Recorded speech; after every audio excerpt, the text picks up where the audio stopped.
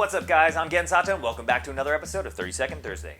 This week on 30 Second Thursday, we're talking about salt. If you want to easily up your game, all you gotta do is buy some Diamond Crystal Kosher salt. Why is it so good? Well, it's cheap, you can find it at most grocery stores, it's used in professional kitchens, and frankly, if I can be a little unscientific about it, it's just nice to use. It has a great texture, it falls through your fingers really nicely, it's not too fine, it's not too coarse, it's kind of like the Goldilocks perfect salt combination. Another bonus tip, don't get any of those like rock grinder salt shakers or the tabletop salt shakers when you're salting food. You always want to be salting with your fingers. It's better if you're feeling it so you have an idea of how much you're putting it in there. You have more control if you're using your fingers than if you're using a salt shaker or something like that. So that's it, guys. Just buy Diamond Crystal Kosher salt.